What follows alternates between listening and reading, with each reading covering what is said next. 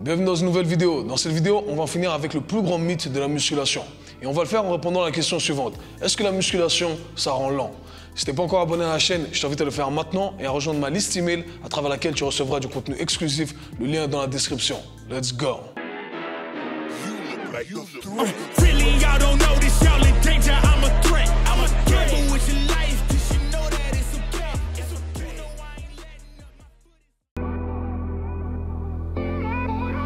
Il y a cette idée reçue dans la tête de beaucoup de coachs de skills. Par coach de skills, j'entends coach technique d'un sport bien précis, que la musculation, ça rend lent. Du coup, ils déconseillent leurs athlètes d'intégrer la pratique de la musculation. Et par conséquent, certains athlètes deviennent réticents à l'idée d'intégrer la musculation dans leur préparation physique. Cette idée reçue vient d'un biais cognitif et associatif qui donne malheureusement un semblant de vérité. Mais on va décortiquer tout ça. Le problème, c'est que ces gens qui ont ce discours que la musculation rend lent, c'est qu'ils ont associé la musculation au bodybuilding. Donc ils se sont dit, musculation est égal bodybuilding. Ils ont également observé que les bodybuilders étaient lents lors de l'exécution de certains mouvements athlétiques. Donc ils se sont dit, bodybuilder est égal lent. Conclusion rapide à travers des liens associatifs et des biais cognitifs, ça donne la chose suivante. Musculation est égal, ça rend lent. Malheureusement, tout est faux dans ce processus de pensée. Et on va démonter tout ça en plusieurs points. Le premier point important à mentionner, c'est que faire de la musculation, ce n'est pas forcément faire du bodybuilding. Il y a une distinction à faire. Le bodybuilding, c'est un sport à part entière. Un sport à part entière qui a donc ses propres règles et ses propres pratiques d'entraînement qui sont designées pour offrir des résultats dans les règles du sport. Il faut donc enlever cette association qu'on a créée entre la musculation et le bodybuilding. La musculation, c'est tout simplement une pratique qui nous permet de cibler des tissus bien précis afin de les rendre plus forts. Et comment on le fait? Eh bien, on utilise des outils. Quels sont ces outils? Des exercices. Deuxième point important à mentionner, c'est que la musculation, c'est vrai, nous permet de prendre de la masse. Le problème, c'est qu'on a associé la prise de masse générale à de la prise de masse d'un bodybuilder. Mais ce qu'il faut se rappeler, c'est qu'il y a un spectre au niveau de cette prise de masse. La prise de masse d'un bodybuilder se trouve vraiment dans l'extrême. Et lorsqu'on se retrouve dans l'extrême de cette prise de masse, eh bien ça peut porter détriment au développement athlétique. Parce que bien entendu, si on doit déplacer toute cette masse, ça devient compliqué. Mais la prise de masse en soi n'est pas négative et n'est pas péjorative au développement athlétique. On veut simplement se situer au bon endroit sur ce spectre de prise de masse et pas se retrouver dans l'extrême. Maintenant qu'on a démonté tous ces faux liens associatifs, parlons de la vitesse. La vitesse est une qualité à part entière.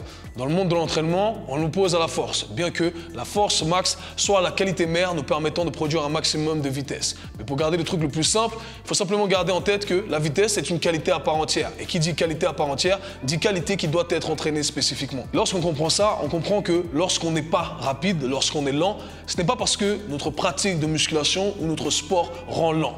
C'est tout simplement parce qu'on n'a pas travaillé sur sa vitesse.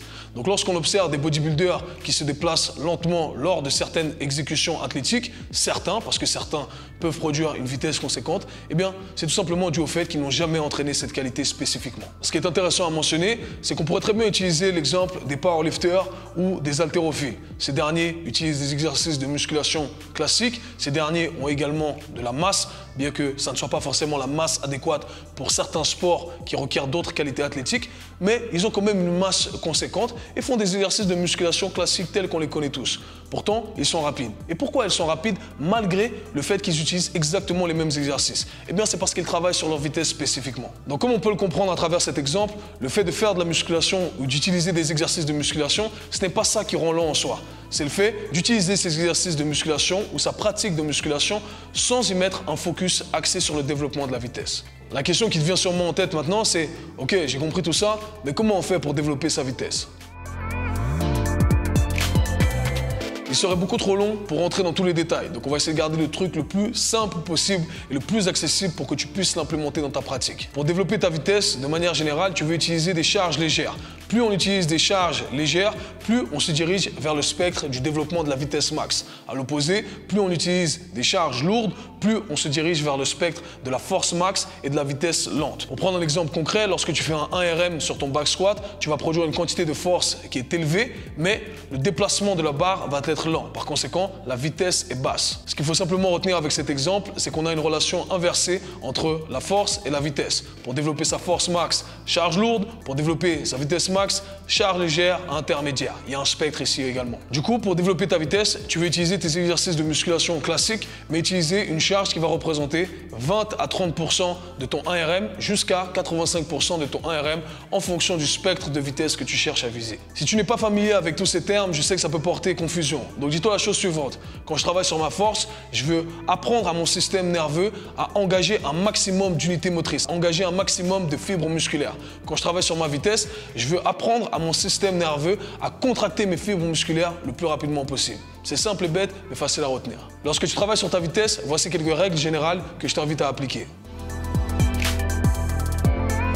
Règle numéro 1, tu veux exécuter ton exercice avec l'intention de bouger le plus rapidement possible. L'intention est très importante lorsqu'on travaille sur sa vitesse. Règle numéro 2, tu ne veux pas travailler sous fatigue. Autrement, ça devient du conditionnement. Nous, on cherche à faire du développement de vitesse. Donc tu veux toujours rester dans une production de vitesse qui tourne autour des 90, 90% et 100% de ta vitesse max. Dès que tu sens que ça descend en dessous de ça, il faut stopper. Règle numéro 3, les rangées de répétitions. Ça va varier en fonction du spectre de vitesse que tu cherches à développer. Mais de manière générale, tu vas travailler sur un 2 à 6 répétitions en cherchant à bouger le plus rapidement possible. Prends des exemples concrets pour que tu aies une idée. Si je pars sur un développé couché, imaginons que j'utilise 30% de mon 1RM, je vais partir sur 3 répétitions le plus rapidement possible, poser ma barre, prendre 45 secondes à 1 minute de pause et recommencer. 3 répétitions, 45 secondes, 1 minute de pause et recommencer. Et ça, sur le nombre de séries demandées. Pour un squat, pareil, je pourrais travailler cette fois-ci avec 50% de mon 1RM, faire 2 répétitions le plus rapidement possible, attendre 45 secondes à 1 minute et repartir ainsi sur le nombre de séries demandées. Il y a bien entendu plein de façons de procéder, plein de méthodes, plein d'outils à intégrer, mais on va garder tout ça pour une autre vidéo. Conclusion, j'espère que tu auras compris à travers cette vidéo que la musculation, ça ne rend pas lent. En effet, on a vu que la musculation doit être distinguée du bodybuilding. Le bodybuilding est une discipline à part entière, avec ses propres règles et avec ses propres entraînements et avec ses propres objectifs. On a vu également que la musculation amène une certaine prise de masse, mais que cette prise de masse n'est pas forcément négative si on ne se situe pas dans les extrêmes. Au contraire, une bonne prise de masse va nous aider dans notre développement athlétique. Et finalement, j'espère que tu auras compris que la vitesse est une qualité à part entière, une qualité qui doit être isolée et entraînée spécifiquement. Et si tu veux développer ta puissance, eh bien tu veux travailler sur ta capacité à produire un maximum de force et ta capacité à produire un maximum de vitesse. Et c'est comme ça qu'on le fait. J'espère que cette vidéo t'aura plu. Si tu as des questions, n'hésite pas à les lâcher dans les commentaires. Et nous, on se voit, /parle très bientôt. Peace.